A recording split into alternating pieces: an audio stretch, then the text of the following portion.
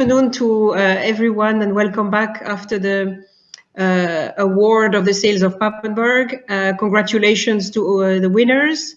Thank you from our side, of course, to the association for inviting us to attend your General Assembly and to contribute actually to the debates of today and tomorrow. Thank you very much. My name is Nathalie Verschelde, and I am Pascal's colleague. Pascal, you heard in the first session. I'm his deputy, and I've been working on cross-border cooperation for a long time. And I would say I've experienced border life for even longer. I think a lot of you who have been in the association for a while know me, because I tend to come to all your events and to contribute as much as possible. So it's my pleasure today to moderate this session on the COVID crisis and the impact that it has had on border regions, and hopefully also very much on a forward-looking message about how we can ensure that what we went through in the spring is never going to happen again. The way the session will be presented is that after some initial remarks that I will make, I've been asked to make some initial comments. There will be then two speakers from two EGTCs in Northwest Europe and Southwest Europe, who will share with us their experience. We will then have the opportunity to ask questions to the two speakers, and then we will give the floor to three people, actually, two presentations by three people who will share with us more the user's perspective of what happened during the first wave of the crisis. And then we will again have the opportunity to ask them questions and to conclude. So I've been asked also to remind everyone that you should mute, of course, your microphones when you don't speak, and of course turn off the cameras so that we don't have too many technical problems. Hopefully everyone knows how to access the interpretation. So we are interpreted into English, French, German, and Polish. If you have any issues with that, please drop a line in the chat, and Santiago, who is our technical host, will try to help you. So unless I get a message that I have missed some important information, I will so go ahead with the opening remarks of this session. The COVID crisis, indeed, it has been mentioned, of course, by many of the speakers before.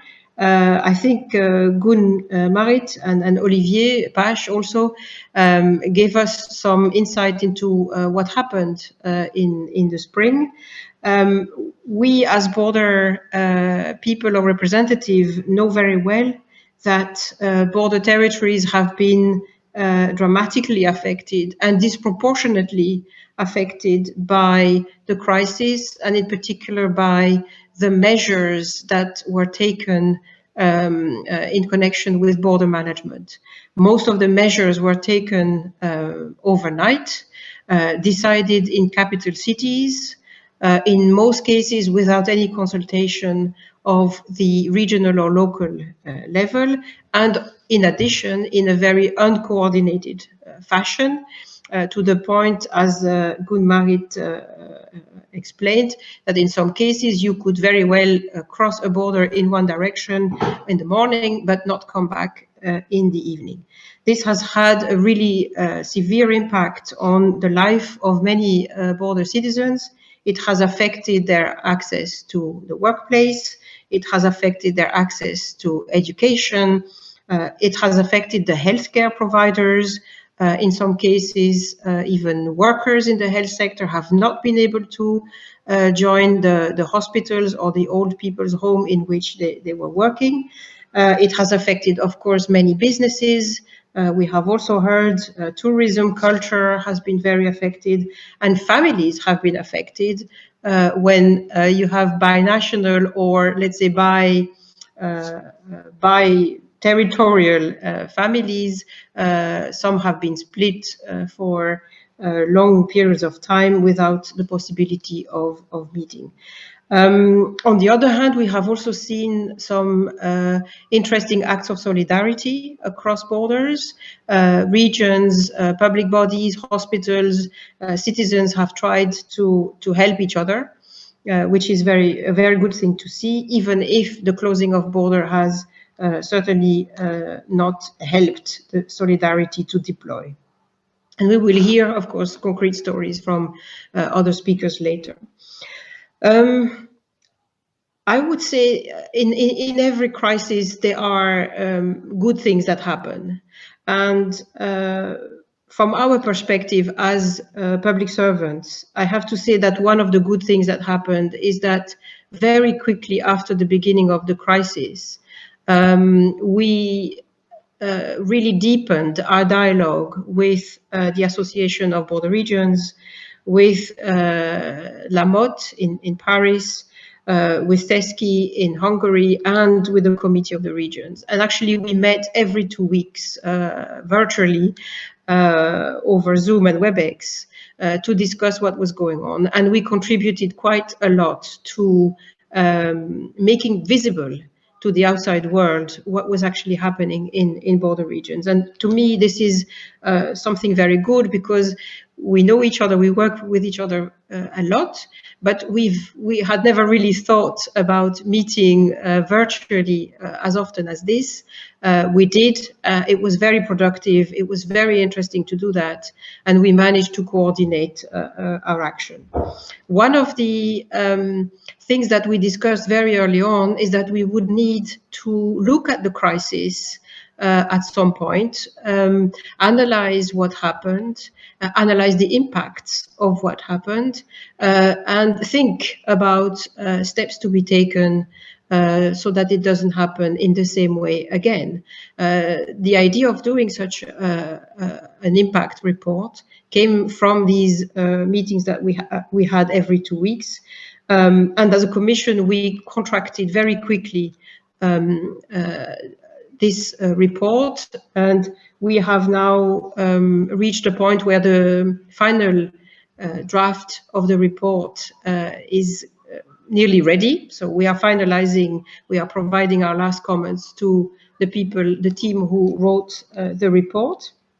And what I would like to say is that even though the report looks back at what happened, the most important part for us is very much the conclusions and recommendations, because we do want to be forward-looking.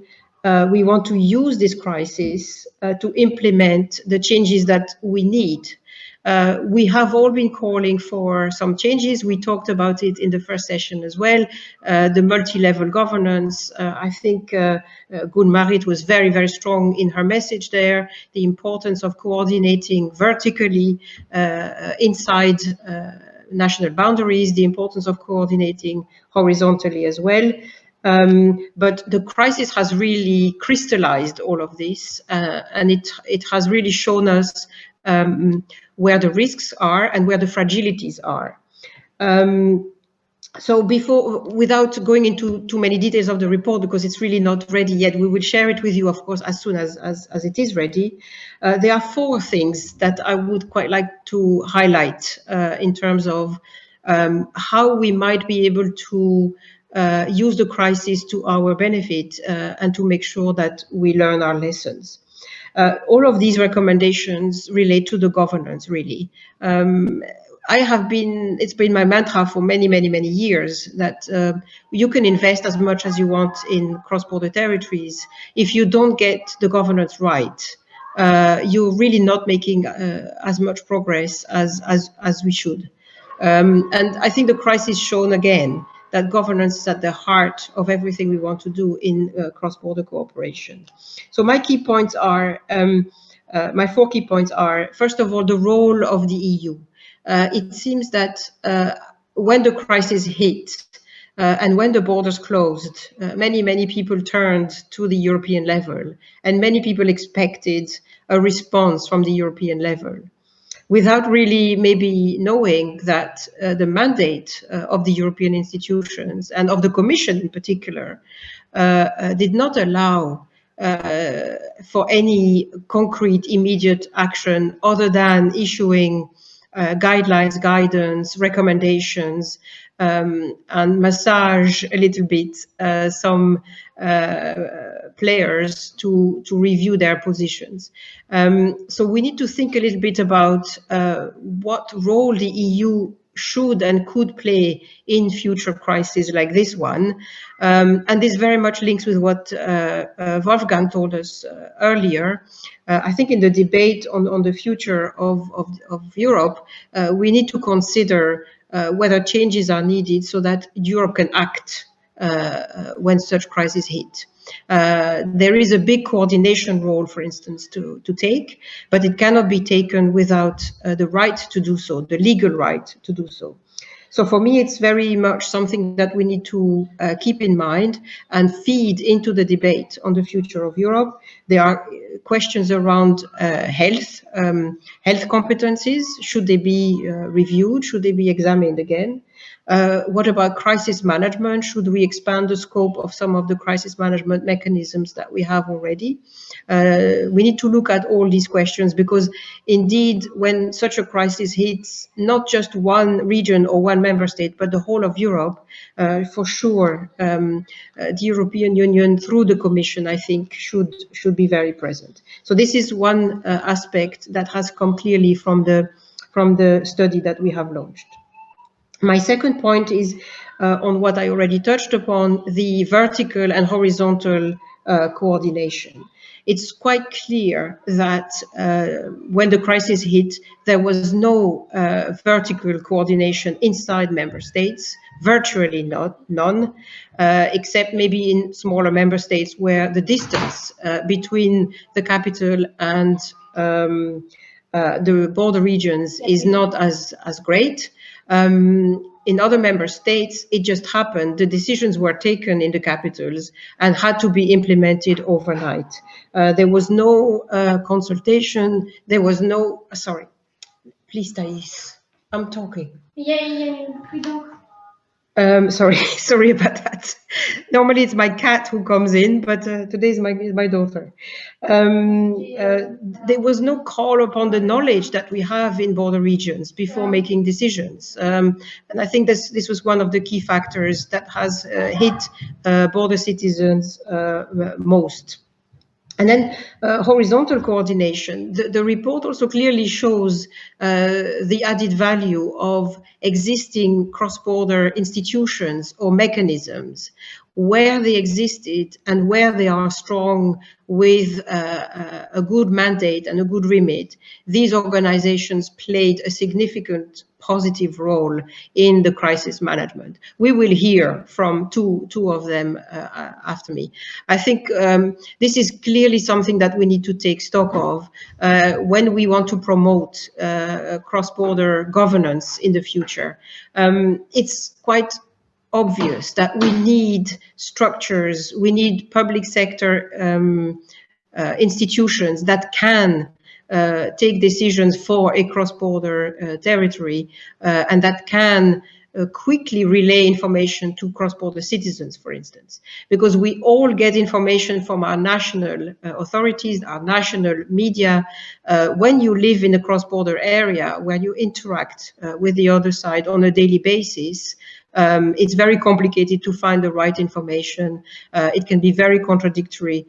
And this is something that cross-border structures can help with very much so.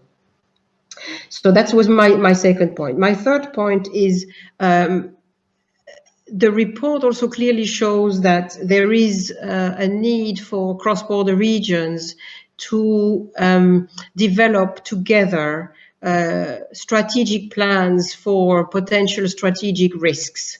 This is not in place in many areas, or we do have some strategic risk management.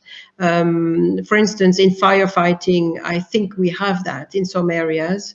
We do have some flood response strategies in other areas. But we probably need to look at that in a more holistic way and consider all types of crises that could happen, and in particular a healthcare crisis like the one that we are going through at the moment. So we need this joint planning, joint risk management to be much, much stronger than what we have at the moment.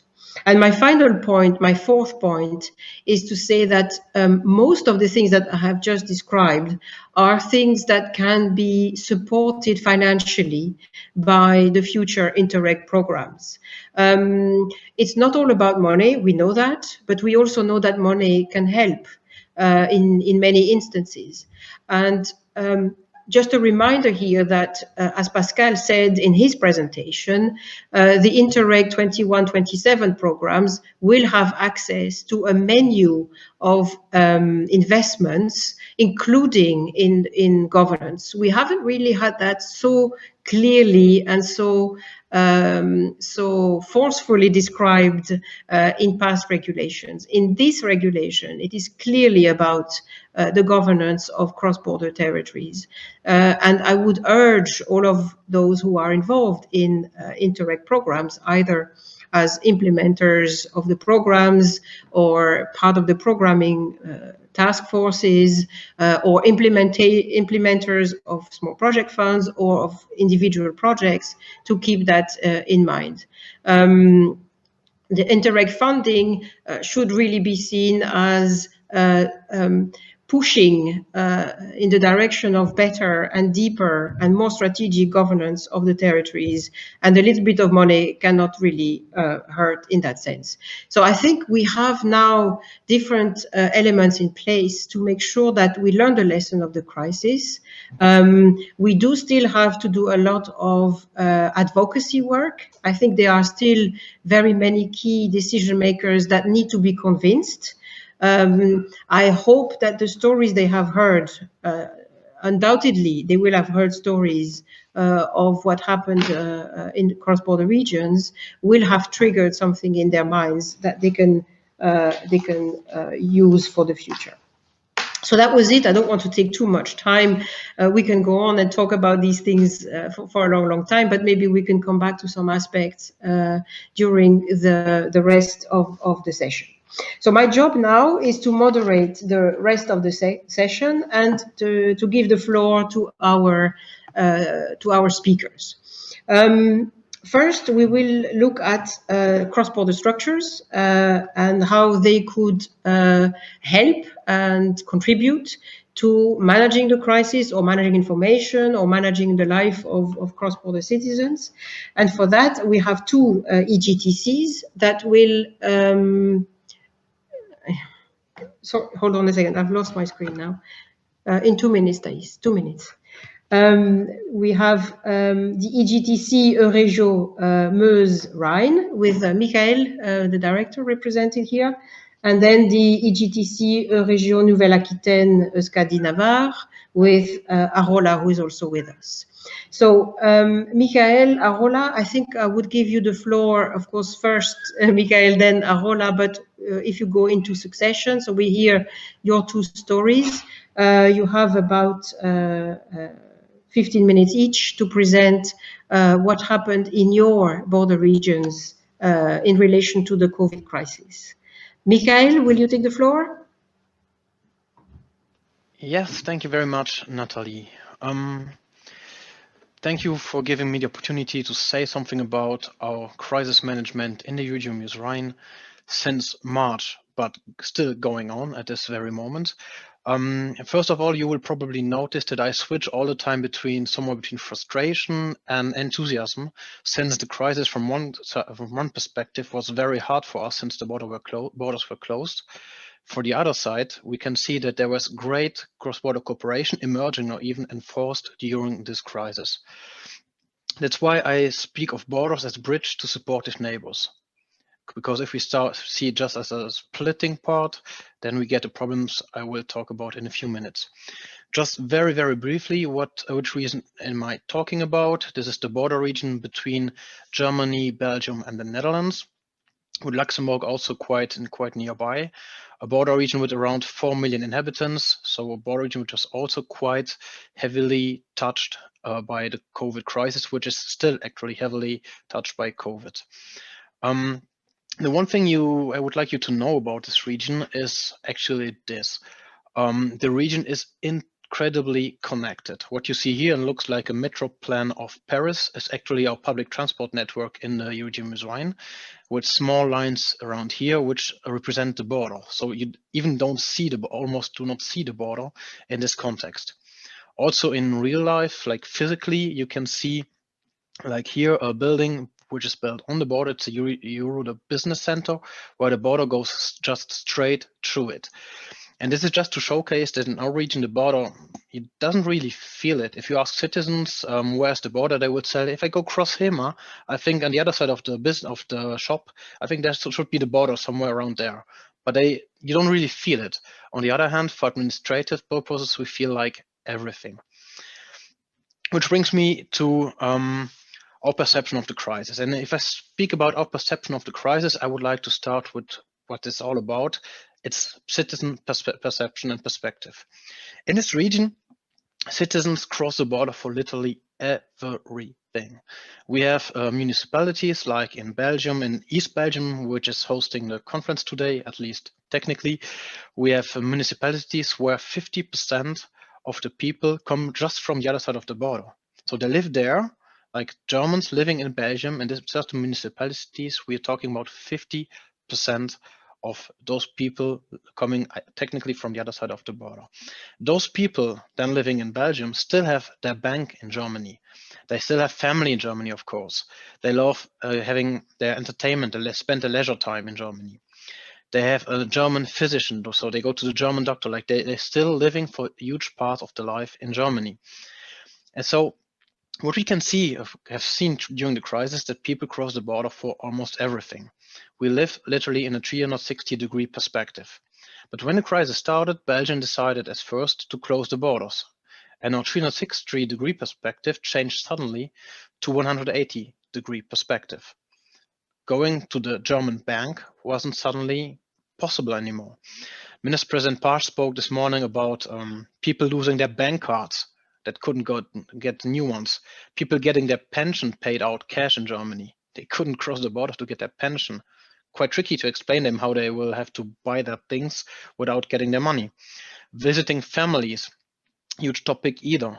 Shopping, you cannot get used to shop at the other side of the border. There are municipalities where the shop is 50 meters away at the other side of the border, and the closest one in Belgium is 30 kilometers away. Of course, those people want to shop at the other side of the border, but suddenly they cannot do it anymore.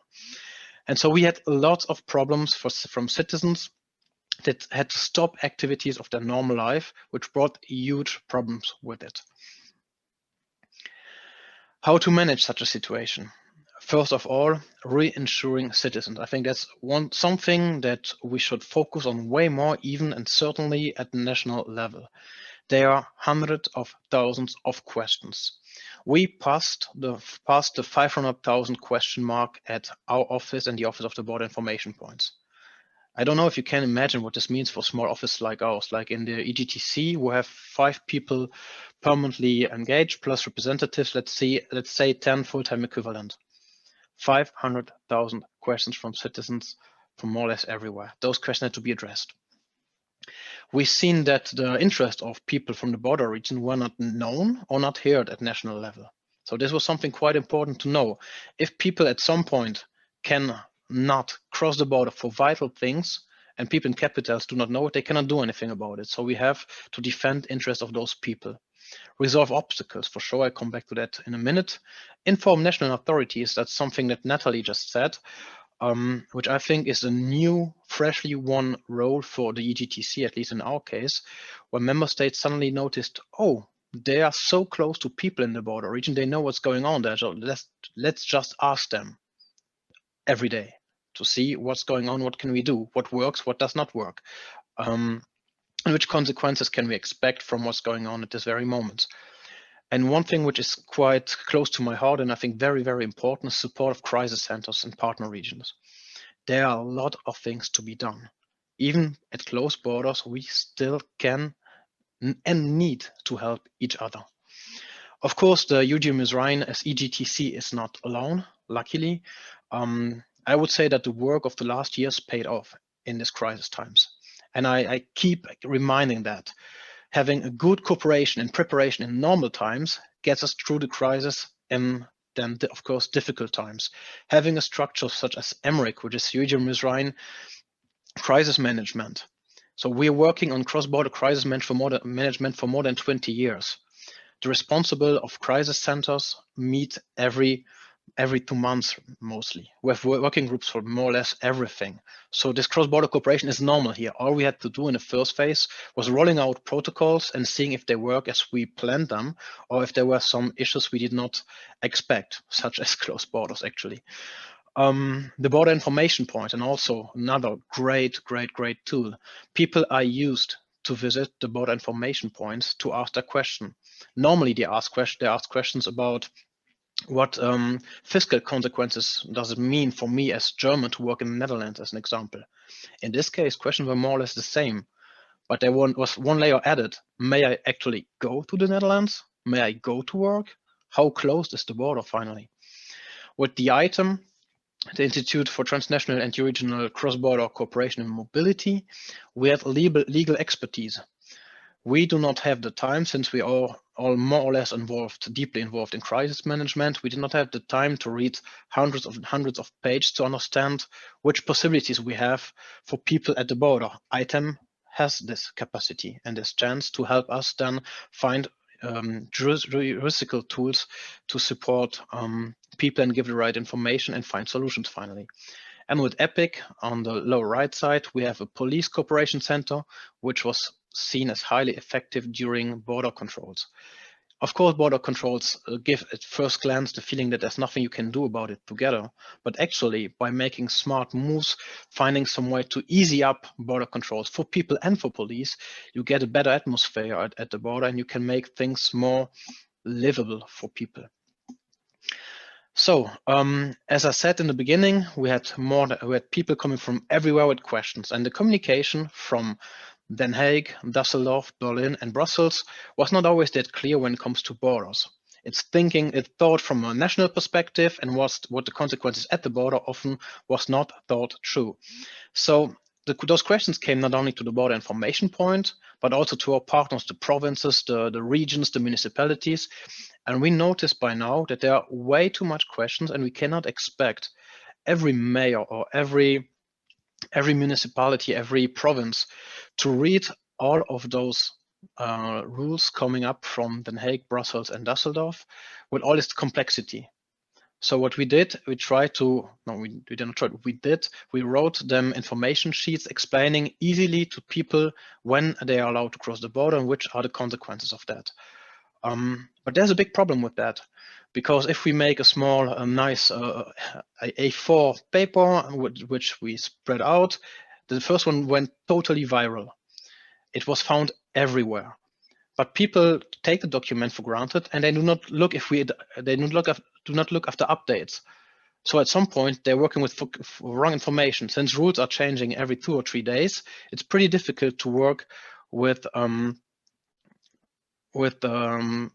non-evolutive documents. So what would we do by now? And I'm going to show it to you to make it as concrete as possible. I have just to switch my excuses. There are new things coming up. There you go. What we did is this. We made an online tool, which, by the way, you see it down there with the Interact logo, which was supported by Interact. I come back to this one later.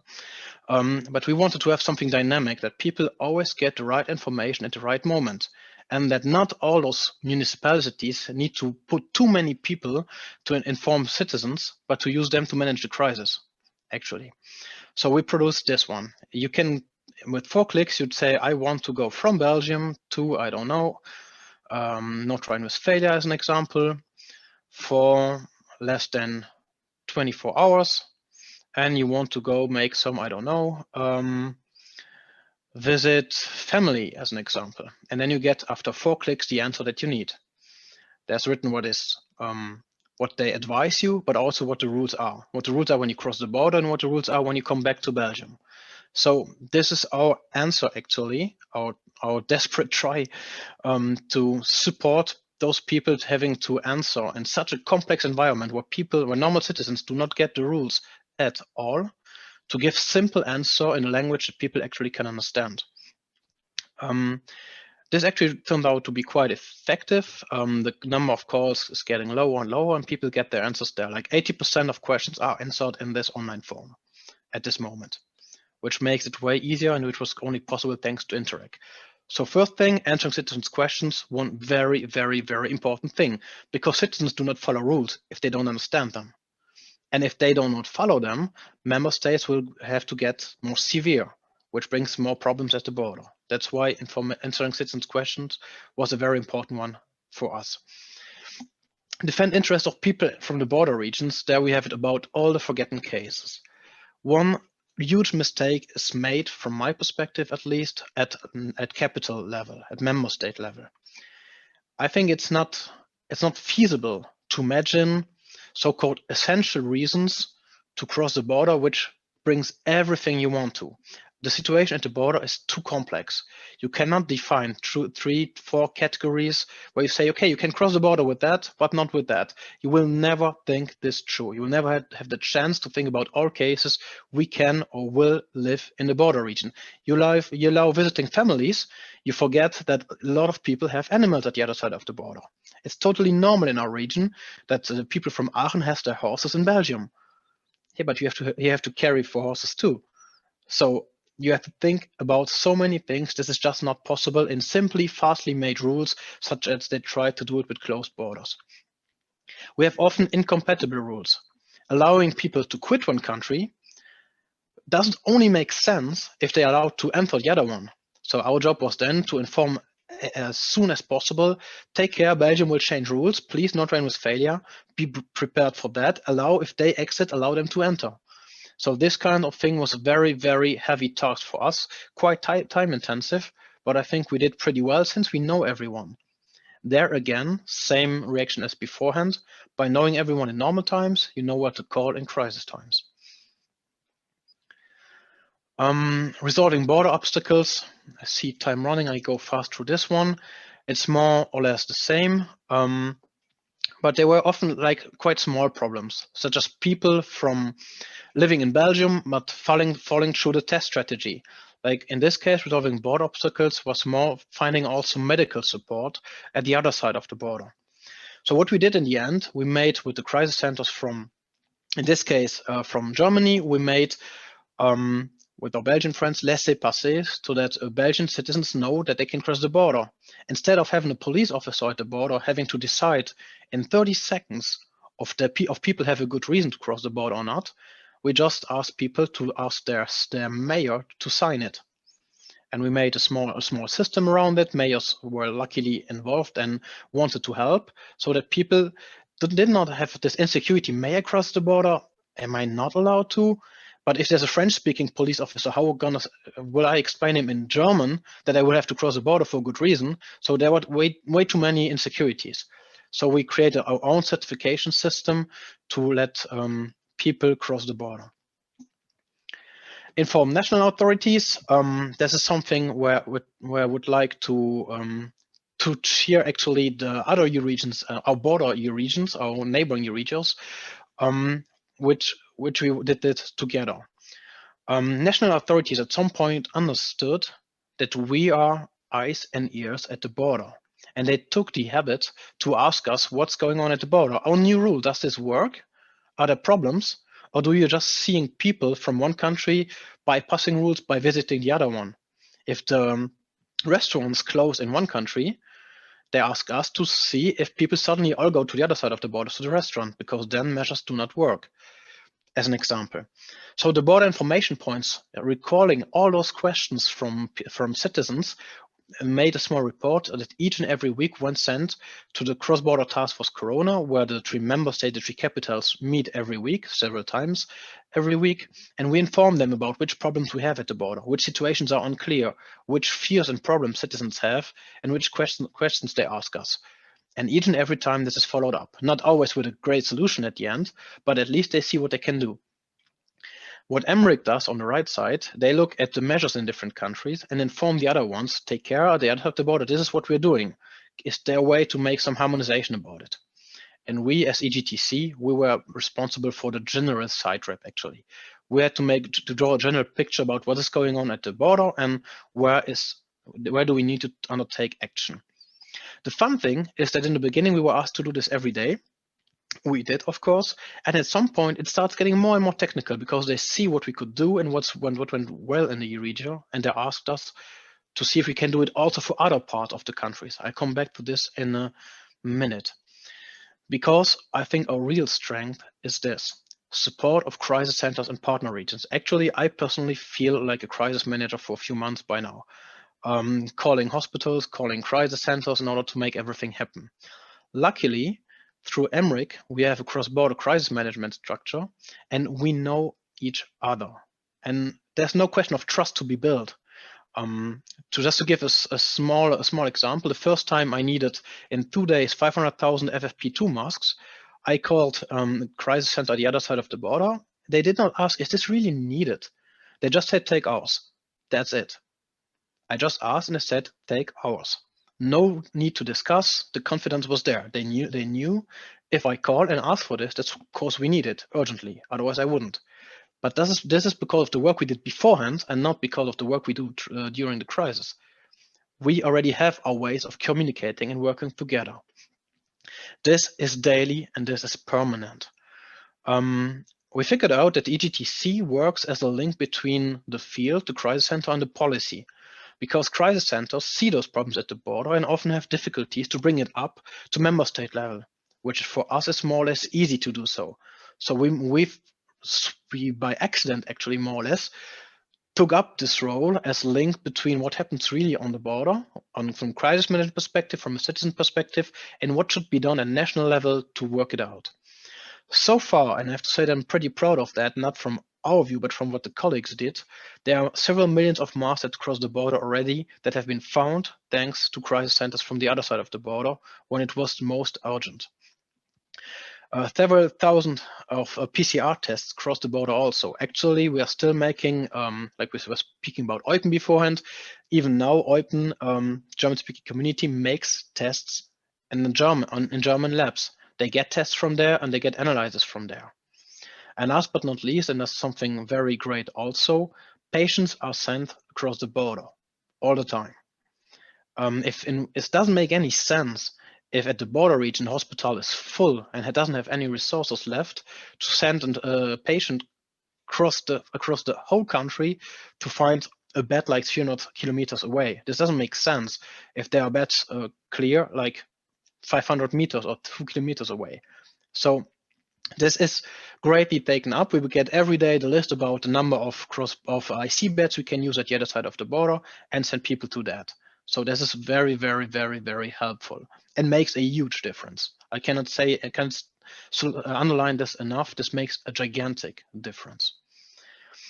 And I often get the question, so it's great to see what happens in border region, but shouldn't this happen at European level? I think Nathalie answered this question already, but I would like to underline what Europe meant to us or still means to us in this crisis.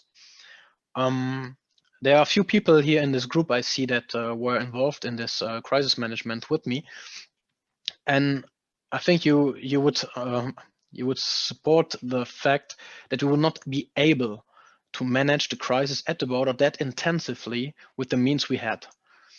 Thanks to the CRE Plus and Interreg, I think Dirk Peters came with the right news at the right moment. We could make a COVID call from Interreg and had 1.7 million for our crisis management. We take all the lessons learned from the first wave and professionalize our work now. We can make apps like I showed you beforehand. We made online tools for rapid emergency request support and this sort of things. Thanks to Interreg, again, which came at the right moment to help us out. The same, and I would finish with that, has been done by the European Parliament, the MEPs that answered a lot of questions when we had serious doubts about measures taken at the border, with legal issues with that. I think there was great support to build up some pressure at some point to attack certain problems, as well as the pressure by the Commission to reopen the borders. think it was a very important one too, because with closed borders we can cooperate, but with open ones, we are at a whole different level. So I would say, let's keep the borders open. Let's do everything you can to keep the borders open, because the time we gain with open borders is time we can invest in helping each other and not managing those newly gained or created problems at the border.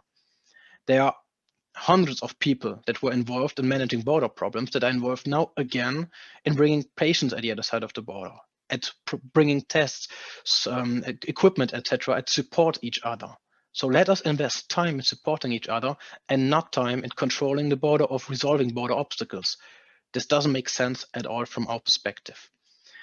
So I love to finish with this quote because I think we learned a lot. We adapted a lot already. And by doing so, in the end, we will only regret the chances that we didn't take. So let's take this one. Thank you very much. Thank you very. Oui, I can hear myself here. Oh, no. Thank you, Michael. You have made our day. We have some fantastic quotes from you. Arola, tu es prête? Je pense qu'Arola partira en français. Oui, je vais le faire s'il n'y a pas d'inconvénient. Je vais juste partager ma présentation aussi.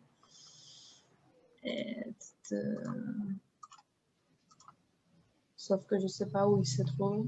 Attendez, 2 secondes.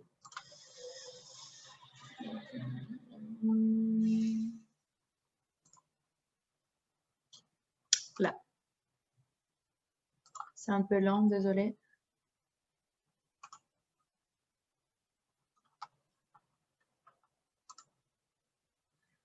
Ok, donc là, je pense que vous le voyez.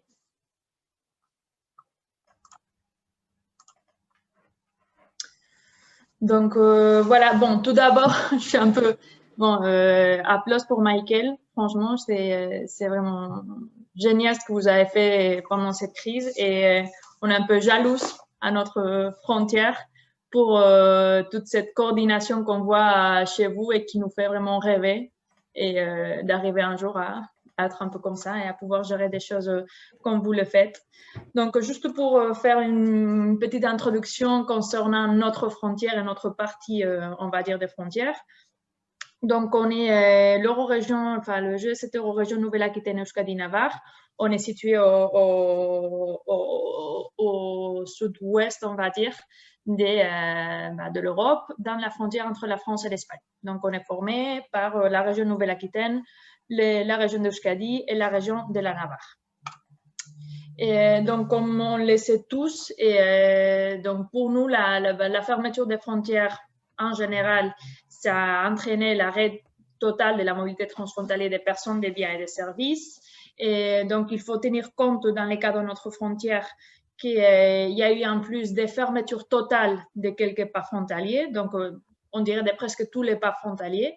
Et donc, il n'y avait que 3 pas frontaliers qui étaient ouverts.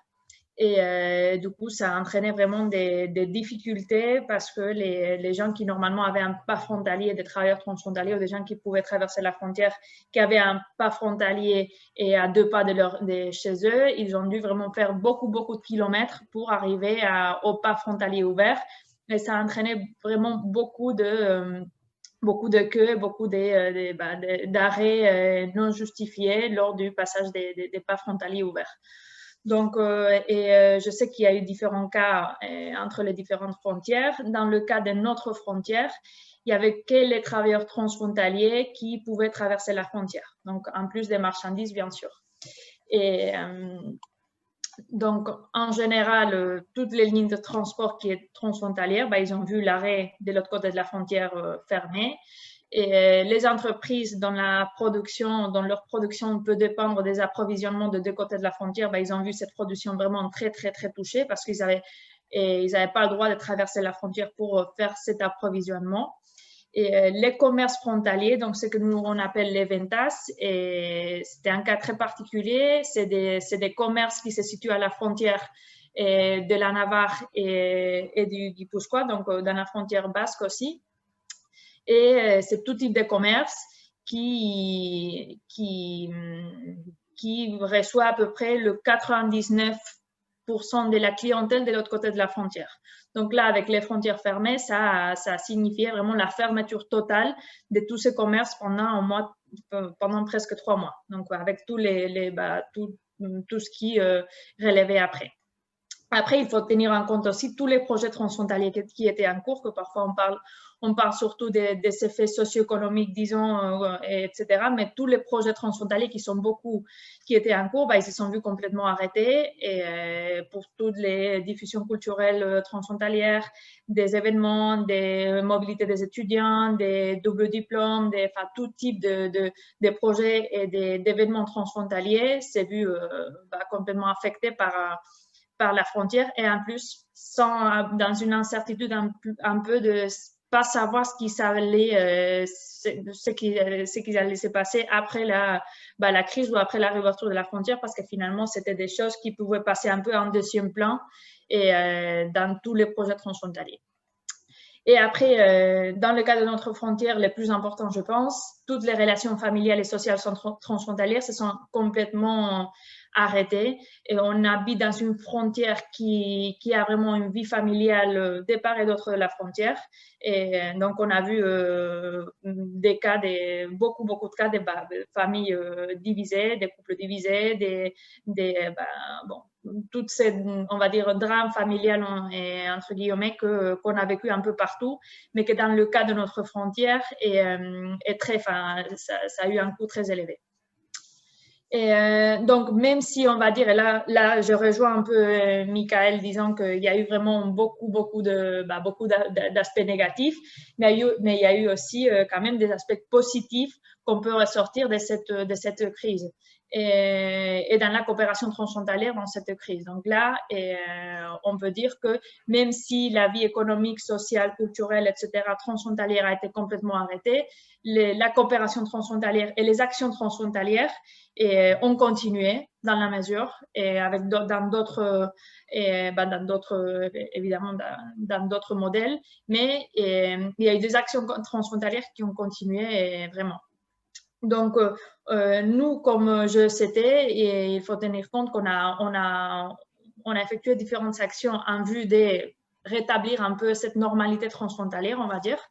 Et d'abord, on a adapté toutes nos sources, toutes nos sources de financement et tous nos projets transfrontaliers pour que les actions puissent poursuivre de manière en ligne. Disons, par exemple, on a eu des cas des coproductions en danse contemporanée qui ont continué leur projet faisant cette production en ligne, disons avec les chorégraphes et les danseurs, et chacun chez eux est en train de faire cette coproduction.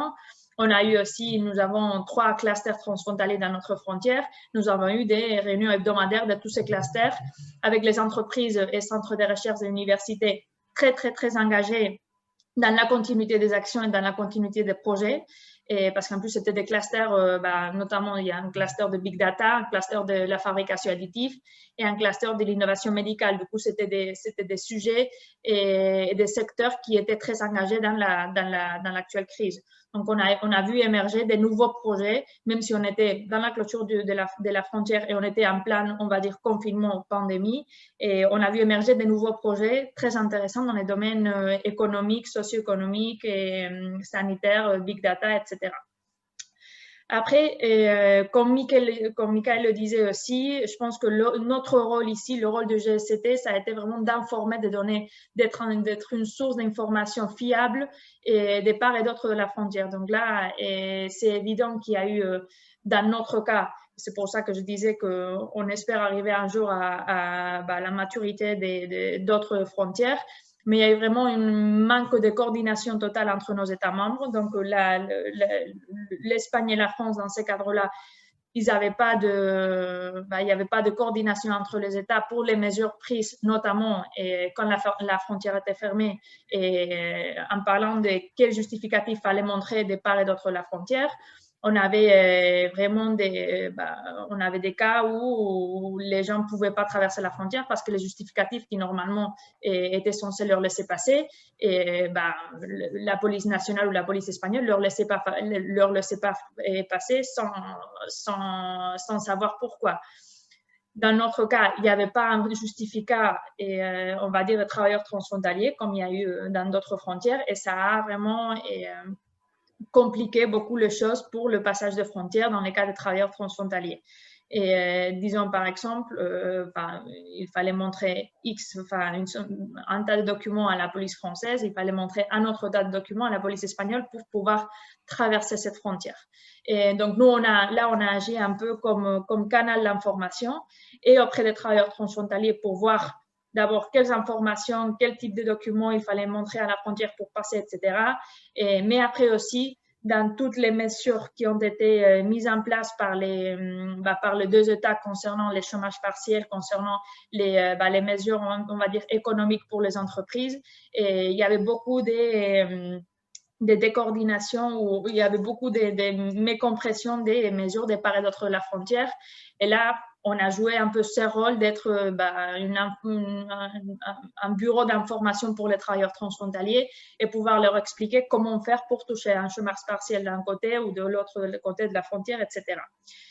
C'est là aussi où on s'est rendu compte que notre principal obstacle dans la frontière concerne la fiscalité entre les deux États, la différente fiscalité entre les deux États, et ça, c'est un obstacle qui a été vraiment multiplié lors de la fermeture de la frontière.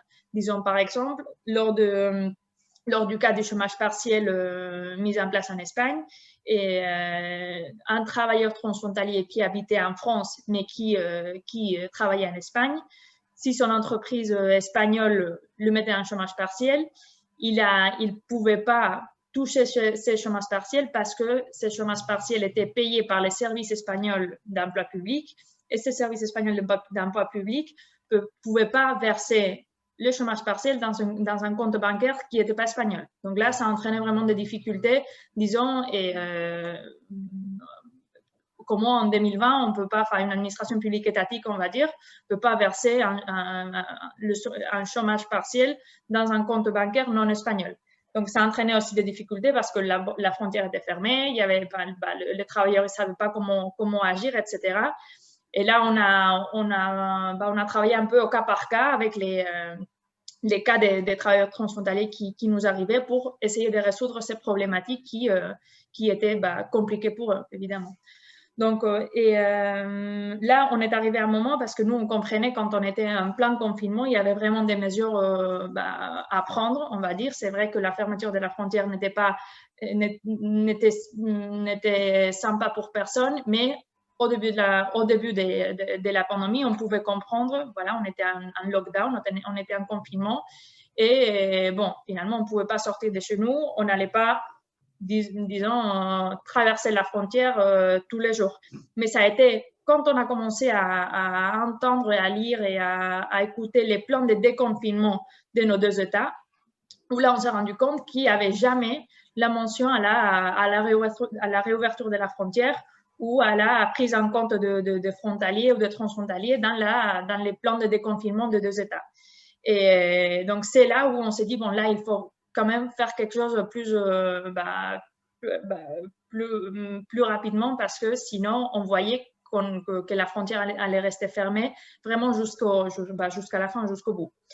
C'est là où on a essayé de faire via notre le président du GCT, on a envoyé une demande au président du gouvernement espagnol et au premier ministre français pour étendre la mobilité transfrontalière qui existait jusqu'au moment qui était juste pour les travailleurs transfrontaliers, et l'étendre aussi à on va dire, citoyenneté transfrontalière, c'est-à-dire les gens qui habitaient dans les municipes ou dans les villes vraiment frontaliers.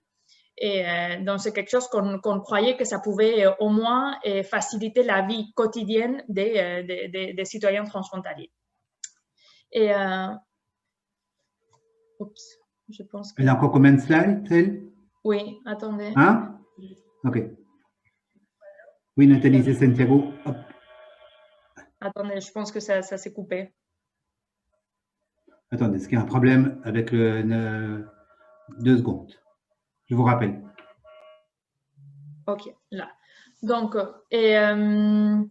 donc quand on a vu aussi qu'il n'y avait pas trop de réponses de la part des États, on s'est dit, bon, il faut quand même qu'on voit quel a été vraiment l'impact de la fermeture de la frontière pour nos citoyens, pour la citoyenneté transfrontalière. Et c'est là où on s'est dit, bon, c'est là où on a lancé une enquête auprès des citoyennetés transfrontalières et auprès des porteurs de projets transfrontaliers pour connaître vraiment quel avait été l'impact social et socio-économique de la fermeture des frontières. Donc, on a laissé ouvert l'enquête pendant 10 jours et on a reçu autour de 2500 réponses dans 10 jours. Donc, ça nous montrait vraiment que les citoyens attendaient cette réponse ou cette réponse de la part d'une institution comme peut être le GECT Eurorégion. Et donc là, pour vous citer quelques indicateurs de l'enquête ou quelques chiffres de l'enquête, on a vu que plus de 2/3, on va dire, des personnes qui se déplacent entre le territoire de Nouvelle Aquitaine-Euskadi-Navarre les faisaient vraiment pour des motifs socio-économiques comme principalement des achats, des raisons personnelles, pour faire du sport, des loisirs, activités culturelles, etc. Donc, on voit que vraiment toutes ces vies quotidiennes, on va dire, c'est complètement arrêté pendant la fermeture de la frontière.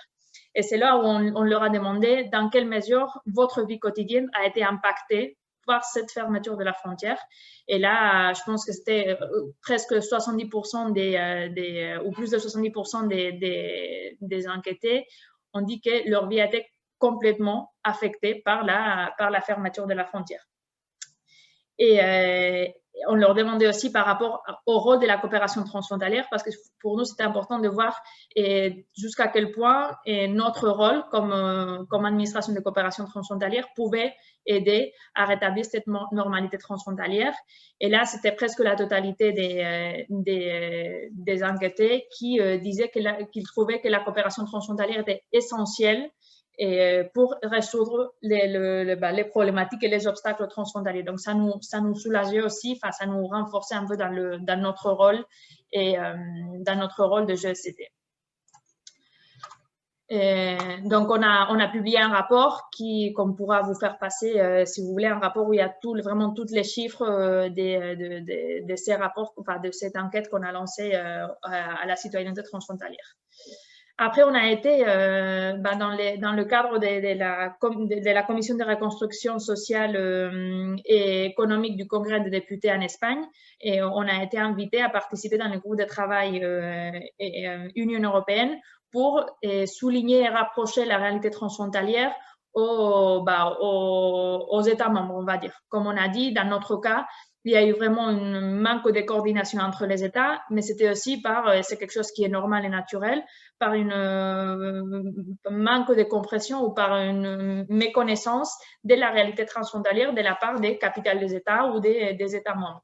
Et là, donc, notre objectif dans le cadre de cette commission était de leur expliquer qu'il y avait une réalité transfrontalière, qu'il y avait des besoins dans le territoire transfrontalier et qu'on n'arrivait pas à la solution des problèmes en fermant les frontières. Au contraire, quand on ferme la frontière, il y avait d'autres tas de problèmes qui apparaissaient. Et donc, ça a été au moins une occasion de pouvoir présenter et pouvoir rapprocher la réalité transfrontalière aux États, au gouvernement, et de dire, bon, là, il faut quand même que ça se répète plus et que la prochaine fois qu'on aura quelque chose comme ça, le premier esprit soit pas de fermer les frontières, fermer les États et basta. Donc, voilà. Donc, juste pour finir, on a souligné le besoin, dans notre cas, vraiment, la coordination entre les États membres et les administrations publiques transfrontalières nous semble évident et très important. Et dans notre cas en particulier, la coordination entre les États, c'est vraiment quelque chose qui a manqué et dont on a besoin. Et là, aujourd'hui, pour les actions actuelles, on va dire dans cette deuxième vague, deuxième reconfinement, etc., on est dans une situation dans notre frontière où les mesures de part et d'autre de la frontière sont complètement différentes et évoluent de jour en jour ou de semaine en semaine. Et donc là, comme pour continuer à être cette source d'information sur la COVID et sur les mesures transfrontalières, on publie ce type d'infographie divisée entre l'Euskadi-Navarre et la Nouvelle-Aquitaine avec qu'est-ce qu'on peut faire de part et d'autre de la frontière. Est-ce on peut aller faire du sport, on peut aller faire les restaurants sont ouverts ou pas, on peut aller à l'école, on peut aller voilà, au travail, etc. Et avec les mesures les mesures principales des 3 régions et pour faciliter la vie finalement des citoyens qui est notre objectif. Donc voilà, merci beaucoup à tous et toutes. Merci Arola. Santiago, on m'entend là maintenant? Oui? Oui, on vous entend. Super, merci. Alors ça va, je prends le téléphone. Merci beaucoup Arola. Well, we can only conclude, I think, after after the 2 presentations that okay, we have different situations. Arola might be a little bit jealous of how much Michael is involved and how much support he has also with the different structures around him. But at the end of the day, we hear a very similar story from both sides. We know that, of course, the solutions have to be tailor-made, that it's not identical each time, but the background noise coming from both regions is actually very similar and reinforces for me the message that we need to look at sustainable institutional solutions, border by border, hopefully with the support of Interreg 21-27. So now we open the floor to questions, comments that you would want to share with the 2 speakers. You have to either indicate to us that you would like to speak by raising your little hand in the participants list, or leave a message in the chat.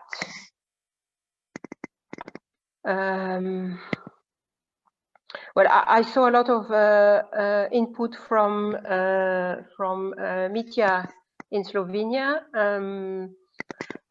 Mitja, I think you seem to indicate that it's mission impossible when you have to deal with 3 levels of rules across 2 countries, but actually what Michael faces is exactly that, because he has 2 federal states, Belgium and Germany, and then he has a non-federal state in the Netherlands. He has municipalities, regions, provinces.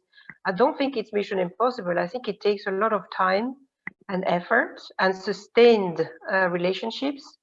For me, key to what Michael said was that you have to spend time getting to know each other and know each other's responsibilities and information channels through normal times, so that when crisis hits, you know how to handle it. So I think don't underestimate the fact that for both speakers that you heard, there is already there is minimum 2, if not 3 or 4 levels of government involved. So it's not mission impossible, I think. It's just difficult mission, but not impossible.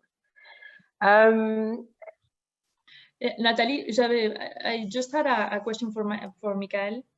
Yes. Regarding that laissez-passer, c'était laissez-passer thing, like the pass for crossing the border, that document should have been approved by both member states, or how did you do it? Based on goodwill, actually. It was the key. We just asked the municipalities. People had to show something at border control anyway. And I personally, I come from a security background. I hated the fact that police officers had to choose on documents they may not even understand if this is acceptable or not. So we just had to take time to sit together with municipalities, with mayors, and we asked them if they would be willing to make a small check of what people would like to show at border control, and then sign an official laissez-passer, which make things way easier. They just validate information that otherwise police officer would validate. We asked the municipalities, if they were willing to do so, they were. We get green light from the crisis management for this area, and then it was just do it. Communicate towards citizens. Citizens were quite grateful because for the first time they had the feeling to go safely to border control. You must know that we had police officers with different languages border control, so quite often people did not understand each other, and you have to justify why you want to cross the border, and you don't even understand the police officer, and this is tricky.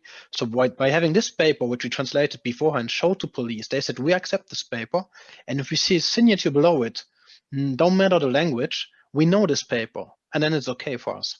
Okay. So border controls went from really discussing with people to, oh, I know that, just pass. This was the idea. So just goodwill from people involved. But sorry, Michael, you involve the police then because the police doesn't depend from the same level of government necessarily on all sides. You involve the police forces as well in your initiative. Sure, we have 2 police cooperation infrastructures and structures in Meuse-Rhine. So we asked just them, though the police chefs actually, and the Common Coordination Center. We asked them if they would be willing to work with the system, and they can accept this document as well as any other document at border control. This is their way of managing a border control. They can accept it themselves, and if they say this document is okay for us, no need to doubt about anything linked to that. So police from both sides of the border said, if Belgian people come to the border control where Belgians are standing, we accept. The Belgian police we accept, and if they are in Germany and they show this to German police officers, they know it too, they had it translated beforehand, they accept also. No language problem, no discussion, done. That was the idea. But we need police. Otherwise, mayors would never have accepted to sign something which police would not recognize and may give fines to people. This wouldn't work. Okay, thank you. You're welcome. Thank you, Michael. Thank you, Arola. So it reemphasizes again the need for this long-term cooperation because you have significant groups of people who work with each other in their specific areas. And then you coordinated all these people actually because the crisis was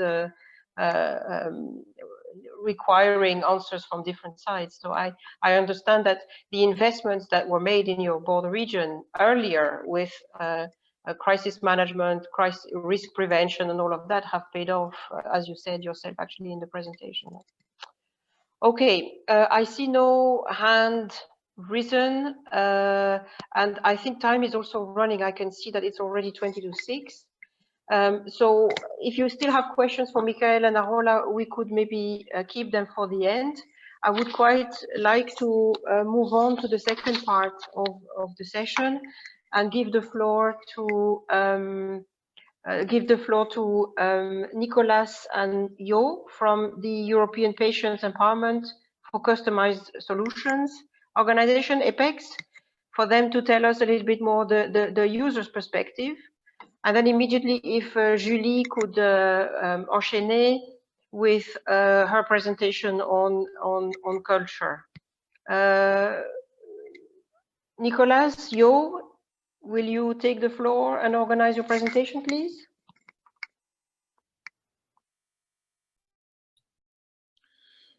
Yes, Nicolas will start and I will follow then. So the floor is now to Nicolas. Do you hear me? Hello? Yes. Yes, we do. do. You hear me? Yes, we do. Yes, oh, okay. We do. Okay, I will speak in German. Guten Abend allerseits.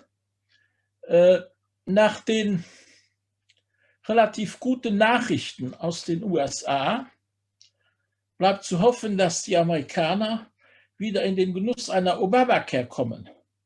Wir Europäer haben viel mehr Glück. Und da wären wir schon bei der Gesundheit. Ich vertrete mit Maas die EPECS, European Patients Empowerment for Customized Solutions. Das ist eine Stiftung holländischen Rechts, die 2007 gegründet wurde. EPECS hat sich zum Ziel gesetzt, die grenzüberschreitende Zusammenarbeit von Selbsthilfe, und Patientenorganisationen zu fördern. Die Grenzregionen stellen für EPECS einen besonders wichtigen Anknüpfungspunkt dar. Spricht man von Patienten in den Grenzregionen der EU, so muss man unweigerlich sich an die Richtlinie der EU 2011-24 vom 9. März 2011 orientieren. Entschuldigung. Orientieren.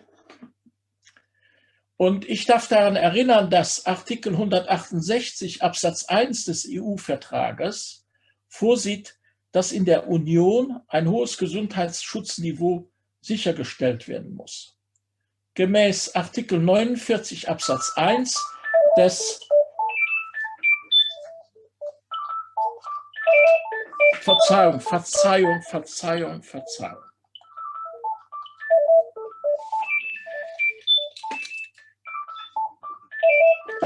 Entschuldigung.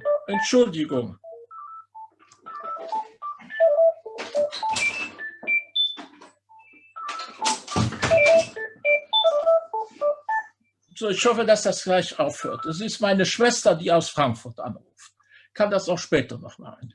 Also, gemäß Artikel 168 Absatz 1 des EU-Vertrages ist in der Union ein hohes Gesundheitsschutzniveau sichergestellt.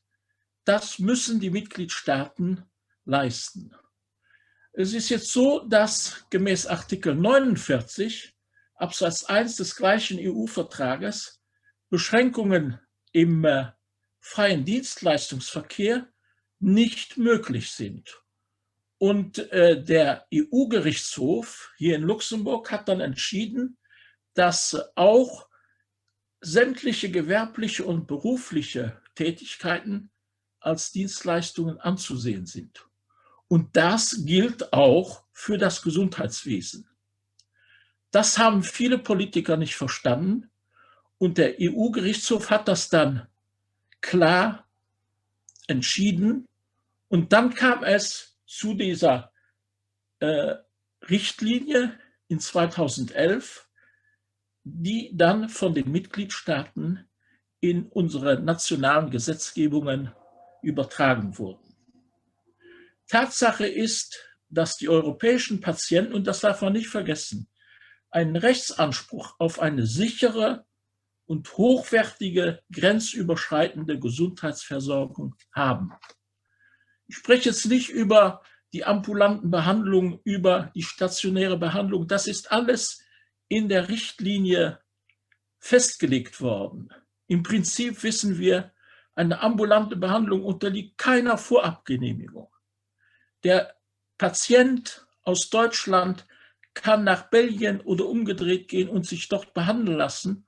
Und die Krankenkasse, seine Krankenkasse, muss dann nach ihrem Tarifen diesen Patienten bezahlen. Bei der stationären Behandlung in einem Krankenhaus ist das in etwa das Gleiche, nur ist meistens eine Vorabgenehmigung erfordert. Aber auch da hat dann der Gerichtshof verschiedene Bedingungen geknüpft, damit es nicht zu arbiträren Entscheidungen kommt. Und die sind dann auch wieder in die Richtlinie später eingeflossen. Und was ganz wichtig ist, ist, dass auch in Covid-Zeiten diese Prinzipien der Richtlinie Bestand haben. In anderen Worten kann es keinem Patienten verwehrt werden, sich in einem Nachbarstaat medizinisch behandeln zu lassen, auch in Covid-Zeiten. Gewusst ist natürlich, dass die grenzüberschreitende Gesundheitsversorgung nur einen sehr geringen Teil der Ausgaben der nationalen Versicherungsmitgliedstaaten ausmacht. Also das ist finanziell kein Problem, wenn der Luxemburger zum Beispiel nach Deutschland in eine Klinik geht. Finanziell dürfte es also kein Problem sein. Der Patient muss also weiterhin im Rahmen der grenzüberschreitenden Gesundheitsversorgung in den Genuss einer hochwertigen und sicheren medizinischen Behandlung kommen. Das steht in unseren Verträgen. Tatsache ist, dass durch die Covid-Probleme die Gesundheitssysteme der EU-Mitgliedstaaten unter erheblichen Druck gesetzt wurden. Das wissen wir alle. Das ist vorhin schon angedeutet worden. Und es ist so, dass, und das haben wir hier auch in Luxemburg gesehen, in Frankreich besonders, dass jeder Mitgliedstaat zuerst besorgt sein muss und besorgt war, seine eigenen Bürger zu verpflegen. Und die Mitglieder aus anderen EU-Staaten waren in der zweiten Reihe. Wir wissen auch, dass es zu Grenzschließungen in verschiedenen Grenzregionen gekommen ist. Die spanische Kollegin hat davon gesprochen. Und diese Grenzschließungen haben zu einem Stillstand der grenzüberschreitenden Gesundheitsversorgung geführt. Das war zumindest hier in unserer Grenzregion. Und wenn ich hier unsere Grenzregion spreche, dann ist das Luxemburg, Rheinland-Pfalz, Saarland, zwei Staaten der Bundesrepublik oder zwei Länder der Bundesrepublik Deutschland, Frankreich und auch Belgien. Man muss dazu fügen, dass zwischen verschiedenen Mitgliedstaaten es zu einer grenzüberschreitenden Zusammenarbeit kam während der Covid-Zeit. Italienische und französische Covid-Intensivpatienten wurden in deutschen Krankenhäusern behandelt. Und auch Luxemburg hat französische Intensivpatienten aufgenommen. Wenn man dann Flugzeuge der französischen Armee hier in Luxemburg landen sah und dann wurden Patienten ausgeladen und wurden hier in Intensivstationen behandelt und kamen dann nach 3-4 Wochen wieder aus dem Krankenhaus heraus und fuhren nach Hause, dann hat man doch gemerkt, dass es eine europäische Solidarität gibt. Und da waren sehr viele Menschen beiderseits der Grenzen berührt. Die Covid-Pandemie hat uns gelehrt, dass es auf jeden Fall zu einer besseren interregionalen Krisenkoordination kommen muss. Vorgehensweisen müssen besser untereinander abgestimmt werden und die Zusammenarbeit der Gesundheitssysteme muss ausgebaut werden. Wie das der interregionale Parlamentarierrat gesagt hat im September 2020, muss der grenzüberschreitende Zugang zur Gesundheitsversorgung zum Normalfall werden. Die Covid-Pandemie hat gezeigt, dass besonders in Grenzregionen die Zusammenarbeit in der Gesundheitsversorgung für die Patienten von größter Wichtigkeit ist. Das ist vielleicht das einzige Gute bei diesem Covid.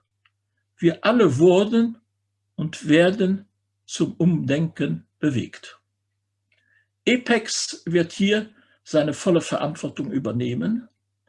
Die Zeit, wo sich der Bürger nur der Macht unterworfen hat, geht unweigerlich zu Ende. Der Bürger hat den Anspruch, direkten Einfluss auf die Entscheidungsprozesse zu nehmen. Und so wird im Interesse unserer Demokratie die Bürgermacht, das heißt die Citizen Power, gestärkt. Und über Citizen Power und EPECS spricht nun mein Freund und Kollege Maas. Vielen Dank fürs Zuhören. Ja, meine Kamera, okay. Danke. Citizen power is a new dimension in health policies and cross-border regions. A citizen in APECS summit in 2019 told us access to health for all is a sine qua non condition. We can't question solidarity. If we do that, the equity is over. There is no doubt citizens will play and are challenged to play in the next 2 decades a crucial role in health, healthcare, and healthcare policies. especially in cross-border regions. This is not only justifiable because for sure every single European citizen is paying for the healthcare system and industry, but also because within the EU, citizens move daily within border regions, as 30% of us live in border areas. To involve citizens to raise their voice and apply their influence in the way their money is spent and borders are kept open in crisis times would, according to EPECS, be very helpful to adjust national rules. On top of that, according to us, the new definition of health, positive health, as the ability to adapt and self-manage in light of the physical, emotional, and social challenges of life, also hugely implies the active role of citizens, not only in cross-border regions. EPECS contributes in a practical way as we need tools. One such tool is setting up citizen summits in border areas, thus also contributing to research necessary in this field. For us, a citizen summit implies invited citizens, multiple round tables, less than 10 citizens per table, trained moderators, prepared themes, being personal, with enough time, if possible, in small conference rooms to help focus. And of course, in COVID time, this is challenging and we have to find out new digital ways to organize our citizen summits. Cross-border citizen summits was successfully organized in the Euregio Meuse-Rhine in 2019. And the result of those citizen summits, a video compilation and a detailed report, were used as an important contribution to the 25th World Health Organization Regional Health Network Conference, Keeping People at the Center of Health and Sustainable Development Policies in June 2019, which was jointly organized by the WHO, the Regions for Health, the Committee of the Regions, and the Euregio Meuse-Rhine. Rudolf Godesar at that time explained already, the idea is to actively involve the citizen as a central actor in health policy decision-making. For your information, new citizen summits will be organized by EPECS in 2021 and 2022 in the Euregio Meuse-Rhine in a COVID project and in the Euregio Meuse-Rhine North in a SHE project. And goal is again to collect citizens' experiences and recommendations in the face of the COVID-19 crisis and the crisis management by public health services, in this case in the northern part of Limburg on both sides of the German border region. So from the point of view of EPECS, we should invest in a long-term point of view to get into interaction with citizens in cross-border regions, and in this way to enable us to express very quickly and efficiently how citizens in cross-border regions think about things, meet problems, and not only in crisis situations. Thank you very much.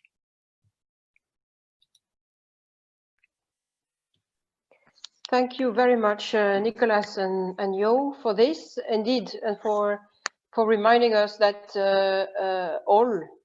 all of us working in the public sector work for citizens, actually.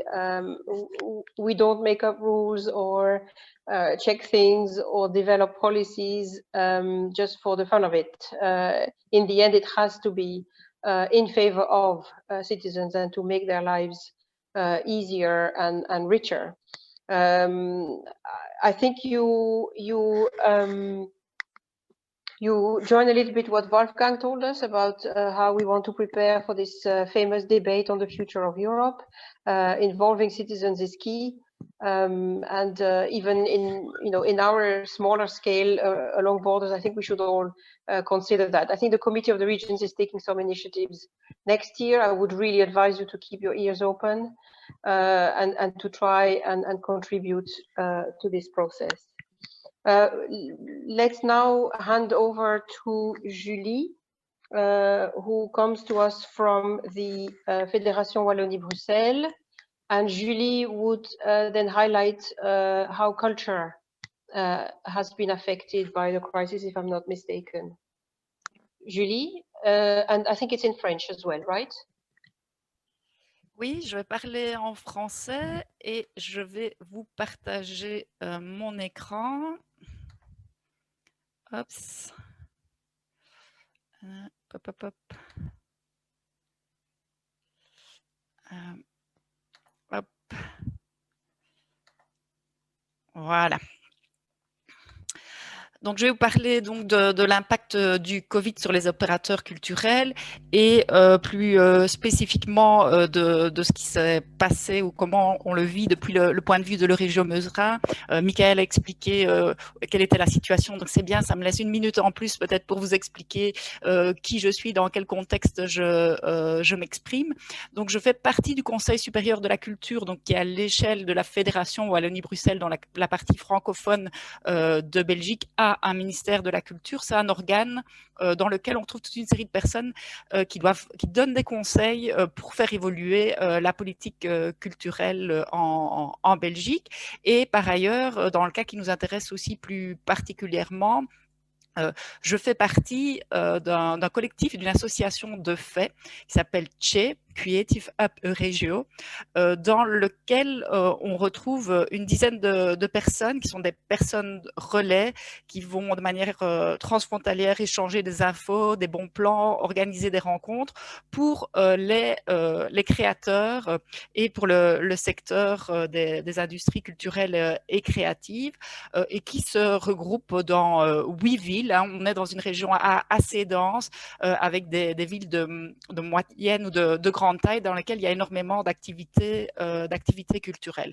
Alors, pour redonner un petit peu le contexte de manière générale, je pense que c'est vraiment important aussi de replacer la culture plus globalement dans le contexte européen, puisque ce mot de culture, il est souvent utilisé, on dit que c'est quelque chose d'important, mais souvent c'est un petit peu incantatoire. Vous allez avoir un onglet culture sur toutes les plateformes des institutions européennes. Et puis, quand on va gratter un peu plus loin, on voit que finalement, ça reste finalement peu mis en valeur et peu financé et que c'est souvent plus des mots que du contexte, mais il faut bien se rendre compte que la culture ou les cultures, c'est quelque chose qu'on constate physiquement dans notre vie tous les jours, particulièrement en ces périodes de confinement ou semi-confinement, que le fait de ne pas avoir de culture, c'est peut-être ne pas avoir accès à des livres, ne pas avoir accès à des films, ne pas avoir accès à de la musique, pas d'images, pas de dessin, pas de gastronomie si on élargit la notion de culture, et puis finalement, intellectuellement, pas de culture, c'est peut-être pas de possibilité de penser un peu autrement, de sortir du cadre, d'avoir de l'esprit critique, de déclencher de l'innovation. Et donc finalement, pas de culture, c'est vraiment avoir une vie très très fade. Et ça, je voudrais le rappeler. On s'est beaucoup posé la question de ce qui est essentiel ou pas essentiel dans ces derniers jours. Et je pense qu'il y a quand même on partage l'avis de dire qu'une vie sans culture, c'est quand même pas très folichon, qu'on ne fait pas que se nourrir ou voilà, pas survivre. Si on veut vivre et pas seulement survivre, la culture a sa place. Ça me semblait important de le rappeler et de ne pas démarrer directement en montrant quels sont les paramètres économiques de la culture dans le cadre de l'économie européenne, même si évidemment ce n'est pas négligeable, à la fois en termes de valeur ajoutée économique et en termes d'emploi. Alors on voit qu'on est quand même plutôt dans le bas des secteurs dans lesquels il y a le plus d'argent et le plus d'emplois, mais on voit aussi que ce qui est à la base, c'est peut-être aussi ce qui est le plus essentiel et qu'on a un peu plus d'activités économiques liées directement à l'art, au loisir et au loisir. C'est à peu près la même chose que ce qui concerne l'agriculture. Donc, on voit vraiment qu'on est là dans quelque chose finalement peut-être de primaire, mais aussi d'essentiel. Alors, je voudrais aussi rappeler qu'il y a besoin de culture et qu'il y a beaucoup d'emplois liés à la culture indirectement dans tous les secteurs de l'économie. On peut difficilement se passer d'un web designer, on peut difficilement se passer de gens qui font des films, des images, des vidéos, qui écrivent des textes. Et donc finalement, tout ça a un impact global sur l'ensemble des activités sociales et économiques. Alors on a aussi souvent rappelé que c'est aussi un secteur, les entreprises culturelles et créatives, dans lequel il y a une croissance parmi les plus fortes.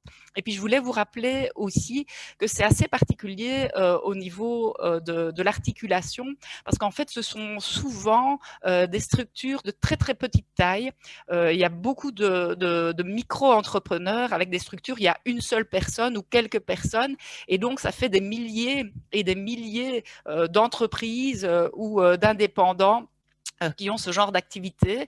Et ça va être parfois une faiblesse, mais parfois aussi une force, puisque s'il y a des difficultés dans une de ces structures, c'est un système assez résilient. Il y en a un qui va disparaître, il y en a un autre qui va apparaître, et on n'est pas comme dans certains secteurs de l'industrie, par exemple, où tout un pan d'une industrie et des milliers d'emplois pourraient être touchés directement. Alors, comment ça se passe, la vie normale d'entrepreneur du secteur de la créativité? Il faut quand même bien avouer que c'est beaucoup de précarité.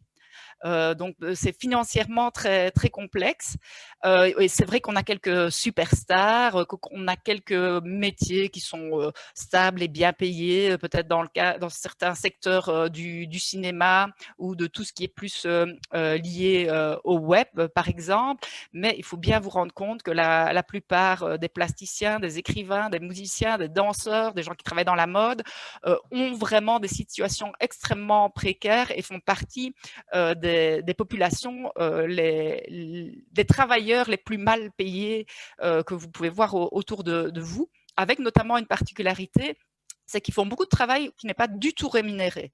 Alors, c'est par exemple, quand vous exposez, de manière générale, même si vous ne vendez rien, il n'y a pas de montants qui sont prévus pour vous payer à un moment où vous exposez ou vous travaillez. Il y a très rarement des montants qui sont prévus pour rémunérer des répétitions, etc., etc. Et alors, c'est aussi quelque chose qui est des emplois qui sont souvent très mouvants parce que c'est des cycles et ça change au cours du temps.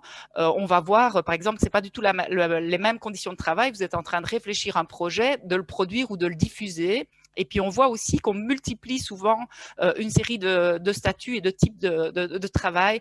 Donc, c'est souvent des contrats courts. On mélange souvent des contrats courts d'employés, du travail d'indépendants, des statuts spécifiques par pays où, par exemple, vous avez des allocations de chômage et les jours où vous ne travaillez pas, vous n'avez pas des contrats d'artistes, vous avez droit à des allocations de chômage.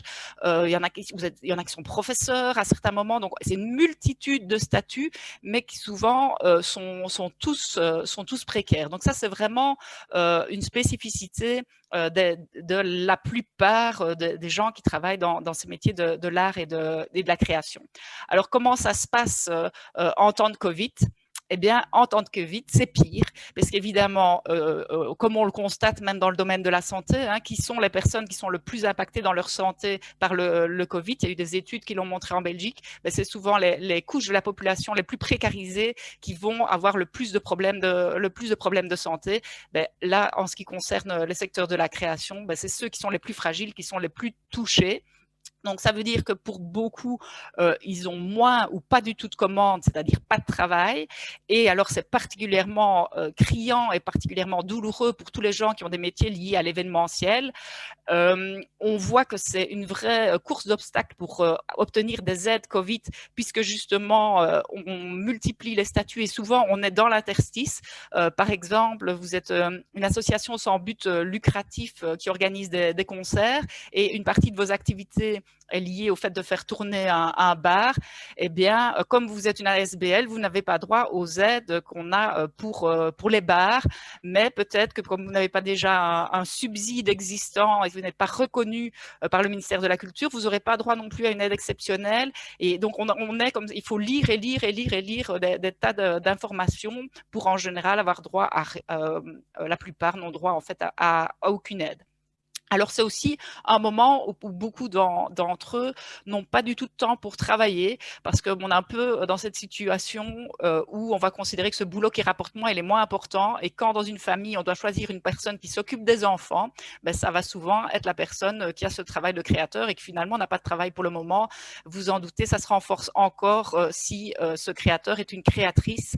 Et donc, il y a beaucoup de femmes qui vont être stoppées dans leur carrière parce qu'elles vont devoir s'occuper des enfants pendant cette période.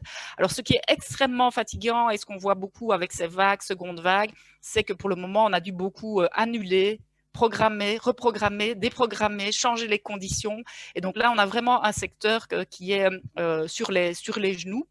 Et par ailleurs, il y a une couche qui vient s'ajouter. Si on essaie de voir les choses au niveau transfrontalier, ben, les règles sont tellement différentes d'un pays à l'autre, d'une ville à l'autre et changent de manière permanente qu'on constate au quotidien un repli national. Et moi qui suis sans cesse en contact avec des créateurs de l'autre côté de la frontière, je dois bien avouer que je les ai très très peu vus et j'ai eu très très peu de contacts depuis le mois de mars. Alors c'est des constats que je ne suis pas la seule à faire. On voit la European Cultural Foundation fait le même genre de constat en disant que c'est un secteur qui est gravement impacté.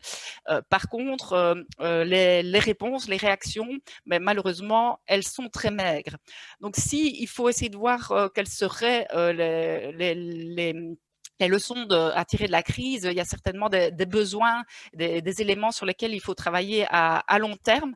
Alors, d'une part, tout d'abord, de l'information. C'est vrai qu'on a besoin de centraliser les informations, mais voilà, j'ai vu pas ou peu de plateformes qui rassemblent des informations qui seraient spécifiques au secteur de la création. Et peut-être qu'on pourrait déjà commencer avec une plateforme à l'échelle, des plateformes à l'échelle frontalière. Alors évidemment, la santé est primordiale pour le moment et c'est normal que ça ait été la priorité, mais peut-être qu'il y a besoin aussi à long terme d'avoir plus de collaboration, plus d'informations sur les possibilités de coopération culturelle transfrontalière et surtout pour les régions les régions frontalières. Alors, il y a le besoin aussi d'être considérés comme des travailleurs comme les autres, parce qu'on voit souvent que les activités culturelles elles seraient presque plutôt considérées comme des hobbies et que dans ces questions d'avoir un laissez-passer, qu'on est parfois plus sévère avec les activités liées à l'événementiel ou au culturel, comme si on ne considérait pas ça comme un travail aussi important que quelqu'un qui travaillerait dans le commerce, l'économie ou la santé. Je crois que c'est vraiment très important aussi de réfléchir à cette question de rémunération. On a beaucoup parlé, beaucoup mis en place des solutions de concerts en live streaming, de plateformes. On va diffuser, on va profiter de tout ça pour diffuser le travail artistique. Mais c'est plus de travail, ça demande des compétences et en général, c'est pas payé. Donc, les questions des royalties, c'est notamment avec les GAFAM, mais pas uniquement, c'est vraiment très important, c'est un point à souligner. Et puis, ce serait important de trouver un système qui tienne compte de cette réalité, du fait de cette multitude de statuts qui se cumulent. Il faudrait à un moment que ça n'empêche pas d'avoir accès à certaines aides ou à certains droits, mais dans un monde idéal, et c'est quelque chose qu'il faudrait construire sur le long terme, au lieu de se soustraire, je pense qu'il faudrait qu'ils puissent s'additionner. Et il y a les questions aussi de fiscalité dont on parle beaucoup quand on parle de projets transfrontaliers. Ben, comment on fait pour ne pas devoir payer 2 fois la TVA dans chaque pays et puis la récupérer à la fin? Ben, des réflexions plus globales de ce type-là pour les travailleurs transfrontaliers et les travailleurs travailleurs qui cumulent les statuts, il y aurait vraiment un gros travail à mettre en place. Alors là, je me projette dans le long terme, mais je pense qu'il y a aussi des choses qu'il faut faire maintenant, qu'il faut faire rapidement. Et voilà, j'ai cherché un petit peu ce qui avait été mis en place au niveau européen. Alors, il y a eu une grande rencontre le 8 avril du ministère de la Culture, on réfléchit à des mesures, etc. Mais ce que je dois malheureusement constater, c'est qu'il y a eu beaucoup de paroles, beaucoup de discussions, mais peu d'actes. Et là, c'est vraiment problématique. Voilà, il y a une plateforme qui a été créée qui s'appelle Creative Unite en fait, il y a très très peu de choses dedans. Donc en fait, j'ai fait appel à la personne qui est responsable en Belgique des projets culturels européens, qui très gentiment m'a envoyé toute une série de liens. Et puis j'ai cliqué sur ces liens et j'ai vu que souvent, il n'y avait pas grand-chose. Et donc ici, on rassemble quelques appels à projets, des discussions, des cartes blanches, etc. Et puis en fait, on vous invite à contribuer. Donc, on invite les opérateurs culturels ou des États ou autres à aller nourrir cette plateforme dans laquelle il n'y a pas grand-chose. Et voilà, elle a le mérite d'exister, mais ce n'est pas pour moi un outil hyper intéressant ou hyper performant. J'ai été fouiller un petit peu aussi du côté de Creative Europe. On a donné une souplesse, mais ça me semble un peu évident qu'on ait allongé les délais ou que peut-être on demande des justificatifs, des procédures administratives un peu allégées, mais on sait que ces projets sont souvent très très lourds, sont portés du coup uniquement par des gros opérateurs, et donc finalement il y a peu d'opportunités pour ceux qui sont le plus touchés. Pour être aussi un petit peu plus positif, il y a le projet Opportunus is Back, qui avec des appels à projets pour la mobilité, avec un appel qui a été publié le 12 octobre. Donc voilà, je voulais quand même dire un petit truc positif sur le sujet. Donc, mais il y a peu de choses, il y a peu d'appels et il y a peu de choses qui ont été mises en place.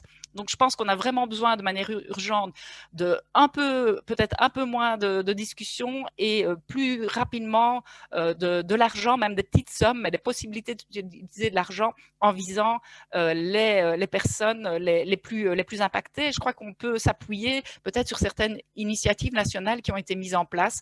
Je peux dire que du côté de la Fédération Wallonie-Bruxelles, il y a des plans d'urgence, de l'argent qui a été dégagé et de manière assez efficace. Alors, on peut un peu rêver et construire une autre Europe. On voit que c'est parfois aussi plutôt de la pensée magique. J'ai mis des points d'interrogation, mais vous savez qu'on est en train de discuter maintenant pour des taxations sur les transactions financières, les 0,02%, est-ce qu'à un moment, accorder de l'importance à la culture, est-ce que c'est pas dégager aussi de l'argent pour la culture? J'ai vu que pour le Europe créative qui est lancé là maintenant dans les années à venir et qui va démarrer, les parlementaires avaient demandé de doubler le budget. A priori, ça ne va pas se faire. Donc, on reste vraiment quand même pour ces projets-là, dans des montants très, très étriqués. Est-ce qu'on peut, à un moment aussi, il y a des prêts ou des fonds exceptionnels qui ont été dégagés par l'Europe, mais est-ce qu'à un moment, on pourrait décider dès le départ qu'il y a des fonds qui sont réservés à la culture, que la culture est une priorité et que c'est là qu'on va aller mettre de l'argent? Je pense qu'on a besoin d'appels pour des projets transfrontaliers et puis on a besoin aussi rapidement possible de remettre en place des solutions pour la mobilité, parce que le digital, c'est pas ce qui nous permettra de vraiment développer des projets intéressants de coopération internationale. Donc, nous proposer des réunions Zoom et des plateformes digitales, je pense que c'est vraiment pas ce dont on a besoin. Alors, au niveau régional, je vous ai parlé au début je vais terminer, de Creative Hub Euregio. Donc, il y a ce réseau indépendant. On s'est vu en fait au mois de juin à l'endroit des 3 frontières. Donc il y a un endroit qui symboliquement représente la frontière entre l'Allemagne, les Pays-Bas et la Belgique. Et donc on s'est vu en gardant les distances, avec des masques, en se désinfectant les mains. Et ce qui nous a semblé super important, c'est de dire nous, ce que nous sommes un réseau physique. Et si à un moment on ne peut pas se voir, si on ne peut pas se rencontrer, alors il n'y a pas d'informel, alors il n'y a pas de hasard, alors il n'y a pas vraiment de nouveaux projets et d'innovations qui vont réellement naître sans contact physique. Et alors, j'insiste aussi sur le fait que des dispositifs qui sont vraiment plutôt transfrontaliers n'ont pas mis la culture comme une priorité. Vous savez, dans les programmes Interreg, maintenant, il n'y a plus de place vraiment pour les projets culturels. Ce qui va vraiment être mis en avant, c'est des projets économiques dans lesquels, avec un peu de chance, parfois on peut intégrer un petit peu de culturel. On a constaté aussi, j'ai mis en évidence qu'il y avait des bonnes initiatives qui s'étaient prises au niveau national. En ce qui concerne notre Regio, le niveau de pouvoir qui est plus impliqué, c'est plutôt le niveau provincial. J'ai pas vu passer d'appel à projet de montant spécifique qui aiderait la province de Liège à collaborer avec l'Allemagne ou avec les Pays-Bas. Donc là, à nouveau, il y a peu de choses qui se font. Et ce projet de Tché, il a du mal aussi finalement à être soutenu financièrement. Il y a des discussions pour que ça puisse être soutenu au niveau de l'Euregio Meuse-Rhine, mais on voit que voilà, ça prend quand même du temps, cette discussion. On voit que le niveau de pouvoir provincial ou municipal, il n'a pas tellement envie de mettre de l'argent pour des projets transfrontaliers. Ça les intéresse assez peu, en tout cas sur des projets culturels. Donc, c'est déjà pas évident que la culture soit au centre en période normale, on va dire, et en période Covid, c'est encore plus compliqué.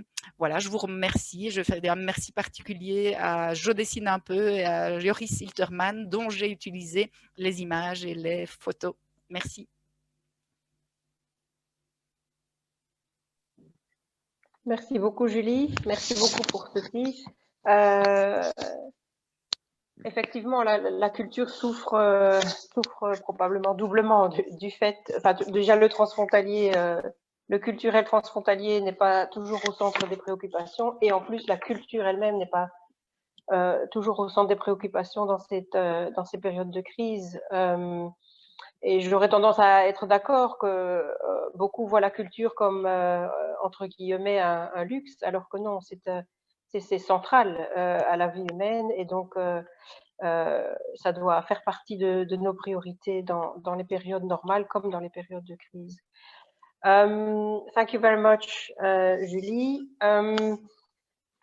I would like to then again open the floor to participants to ask questions or simply share their views, share their experience, or make a comment on what we've just discussed this afternoon. I know it's a bit late. Most of you are probably desperately waiting for a beer or a glass of wine, or watching a good film at home tonight, or listening to great music. Yes. I was interested in experiences, of course, elsewhere in Europe, because we have now heard about 2 regions, and maybe Martin can tell us something about other regions, because I reason and imagine that a lot of regions, border regions, are having these very complicated problems.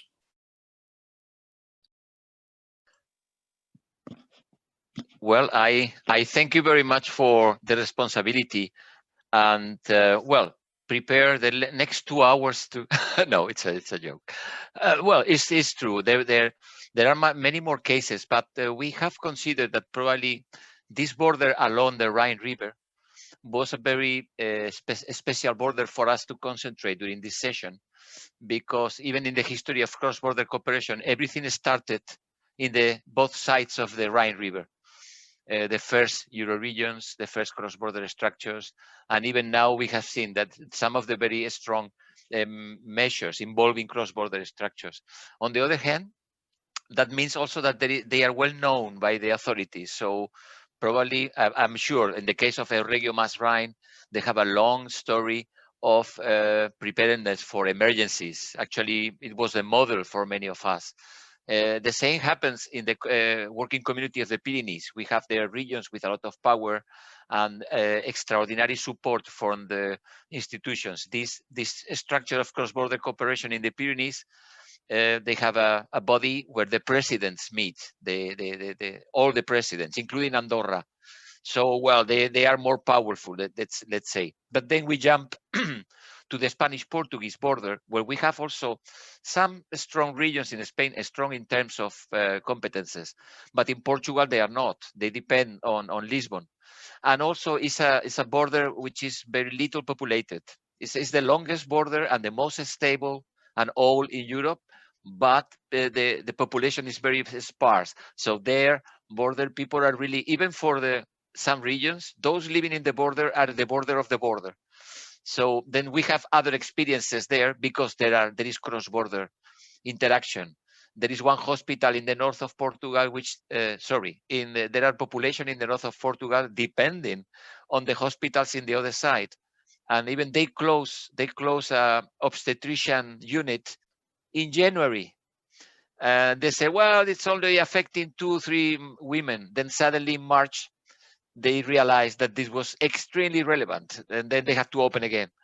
And then we have other case, which I love, which is between the Czech Republic and Germany and Austria. They closed the border the first day, and they had to open next day because all the old people in Germany, they lost their assistants who were coming from the Czech Republic. And to keep their job, they have to stay in Germany living. So there was a very interesting interaction. And Hanique Boom, yesterday in our cross-border school, he was explaining what he's investigating now, what he's researching. It's the emergence of a cross-border civic society. I think this is amazing, and we want to know more about that. There are many more cases, but just a few. To complement what Martin said, the famous study that we have commissioned on the impact of COVID, we will have in it 20 case studies and 20 stories from 20 different borders. So that will soon be available as well. And as I said before, the tune, the music we are hearing from all over is very similar. Then, of course, the instrument used to play the tune might be very different, but the tune is very similar, and we're facing incredibly close situations, which means that I would say action at your level together is certainly called for, because closing the border has had very similar effects everywhere, including, as I read in the chat now, in Ireland, Northern Ireland, of course. So I think it's really a case of, even though we have different administrative structures, we have different setups, we might have also very different cultures, administrative cultures, we have faced exactly the same problems. And there should be a united call, in my opinion, to Europe and the member states to take this into consideration. Martin, I will leave it in your hands to decide whether we close the day or not, and to actually close the day. I don't have. There are no words, and then we promise the interpreters that even if we put 18:10 in the program, we will go until 18:30. We are still 4 minutes before. I think whenever, yeah. I will take just 1 second, because I think we forgot something. We are talking all the time about internal EU borders, where the borders are there, but we have other type of borders which are completely different, which are the external borders of the EU. And here, also the information doesn't flow. We try, but well, I would like to highlight a case. One of the most interesting cases of good coordination between emergency services I have seen all over the world is happening between Romania and Moldova. Last year, when we were in the ESPON week in Romania, in Iași, we were visiting this, and it's amazing. It's a EU external border. Of course, they have a similar language, etc., but it's amazing how they coordinate, and particularly the involvement of the Moldovan side. Actually, even we have acknowledged this in our awards this morning, and we gave a special prize to the cooperation happening in those borders, which are really and another case that we are receiving a lot of feedback are the borders of Greece, particularly with Turkey, where apart from the COVID, there are many other things happening in the last months. So yeah, this is just to draw the attention that we have difficulties, but we are in the comfortable area of the EU But when we look our eyes and we put it outside, my friend, then things are much worse. There are no words, Nathalie, as I can see. Then, No, I think it's okay. quiet Then now. if you wish, you can give us a couple of take-home messages, and then you can close. Well, for me, the key take-home message is that in times of crisis, the quality of the response depends very much on the investments we've made over time in having decent, stable, trustworthy cross-border cooperation structures, or not only structures but processes. I think this is one of the key message from today. The importance of citizens. I think the emergence of a civic identity of cross-border citizens is something that we should watch out for, and we should support, because that's absolutely essential. Between the cross-border regions as we represent them today, or you do, I don't count myself as that, and the national level, I mean, we also have to not forget that there are also many citizens there, and there is a voice that we need to listen to, and there is creativity that we have to tap into. So that would be one of my take away, and then I would also recommend to everyone who is in a Eurorégion or in a cross-border structure to contact their Interreg programs to make sure that these types of activities are considered for financing in the future. And yes, maybe a little point for Julie. To say that there is no place for culture in Interreg, I have to say I don't quite accept that statement. The Interreg programs are different. They all have a freedom of action to choose what they want to spend the Interreg funding on. Some obligations, obviously, and that's mostly climate. Fair enough, I think, climate. But for the rest, they are very free to invest in culture. You might experience a lack of support for culture in your program area, which I don't even think is completely the case. But believe me, there are many programs where culture is fairly central. And by the way, to conclude, we celebrated 30 years of Interreg at the middle of October. And we were going to have a cultural moment with a number of projects financed by Interreg, including one coming from the Euregio Meuse-Rhine. And we had to cancel, as everything else, presence was absolutely forbidden. So we produced instead 3 videos using those artists from different Interreg programs. We are now getting all the artists to sign an agreement that we can publish the videos, and they will soon be available on the YouTube channel of DG Regio. We have a YouTube channel, so you see how modern we are. They will be available there. I would recommend that you take a look. They are very beautiful videos with all sorts of beautiful artists working with each other across borders for a better Europe. So that would be my concluding remarks. Thank you very much, Martin, and the rest.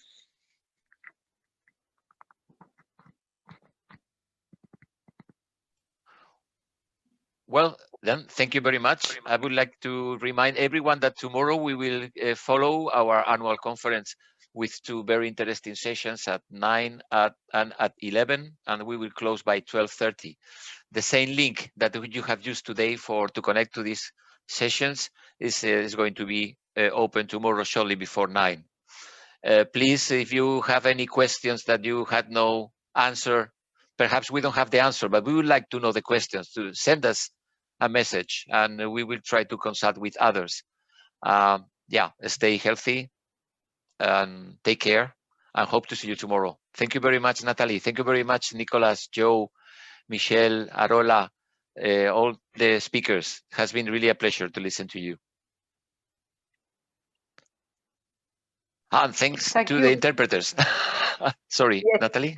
Thank you, the interpreters. No, I was Yeah. going to say thank you, the interpreters. I try never to forget them. Thank you very much for a great job. Thank you. Oh yeah, yeah. Actually, yes. Stay safe, everyone. See you tomorrow. See you. Bye bye.